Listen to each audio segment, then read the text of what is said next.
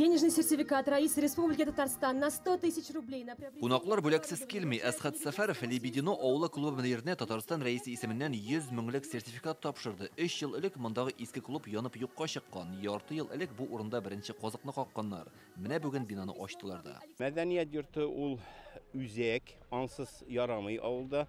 Bütün çaralar үткәрер өчен, шуның өчен менә халык азапланган иде инде иске конторда. Менә үткәргән башлаган иде инде ниләрне чараларны, шул мәдәният чаралары. Менә безгә бу мәдәният йорты да бик кирәк иде. Чөнки безнең яшьләребез дә күп яшьләр монда тормаса да, шәһәрдән кайта бит безнең үзебезнең балаларыбыз да, оныкларыбыз да кайта, алар өчен дә бик кирәк иде.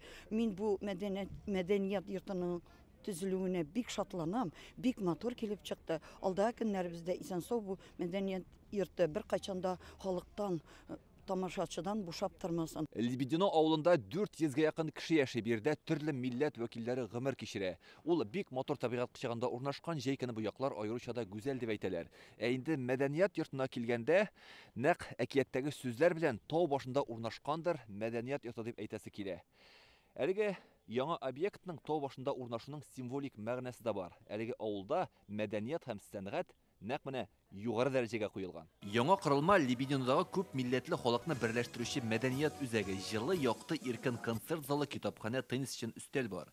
Төзелеш һәм җиһазландыру өчен республика казнасыннан 46 миллион сум акча бүленгән. Әсхат Сәфәров объектны ошатты, иң мөһиме буш тормасын ди. Глубоко символично, что этот клуб построили мы в год национальных культур и традиций. Быел Татарстанда билгеләп үтелүче милли мәдәниятләр һәм гореф-гадәтләр елында бу беренче мәдәни объект. Үзегез күреп торасыз, монда бөтен шартлар булдырылган. Бу берләштерә торган үзәк. Төрле милләтләрнең республикада дус яшәве ул бик кадерләйбер. Национальный колорит. Әсхат Сәфәров Алексеевскидагы яңа боз сарае белән дә танышты. Аны яңа ел алдыннан гына ачканнар. Шуннан бирле бозның буш торганы юк диләр. Элек урамдагы шулакларда уйнап йөргән егетләр хәзер монда хоккей серләрен үзләштерә. Көненә 300 кеше шөгыльләнә ала. Әсхат Сәфәров Алексеевскидагы чиркәүне дә карады. Биредә гыйбадәт кылу белән бер рәттән Якшәмбе мәктәбендә эшли. Узган ел күрсәткечләр буенча район республика күләмендәге рейтингта 19-нчы урында. Нәтиҗәләрне район советы утырышында барладылар. Хәл итәсе мәсьәләләр дә бар. Шуларның берсе демография. 2022 елда 24 меңнән артык халкы булган районда 210 бала туган. 2021 елда 240 булган. 10 ел эчендә район 2000гә якын халкын югалткан. Димәк, берничә кичкенә авыл кадәр кеше юкка чыккан дигән сүз. Так, в ряде поселений Большетигинском, Бойкинском, Курналинском. Кайбер авылларда гомумән туучылар юк. Бу хәлне тагын бер кат өйрәнәчәкбез әле. Бу мәсьәләдә уйланырга җирлек бар. Гаилә кыйммәтләрен арттырырга кирәк, өстәмә кызыксындыру, ярдәм чаралары булдырырга. Ярыйла өйләнешүчеләр арткан. 2022 елда 137 пар кавышкан. Районда тагын бер баш бәләсе табиблар мәсьәләсе кискен тора. Медицина белгечләренә кытлык 30%-ка җиткән. Гомумән районда эшче куллар җитмәй. Әлегә шешәр өчен катлаулы мәсьәләләрнең берсе канализация турбаларының 70%-ка тузган булуы. Вопросы обеспечения водой, чистой водой.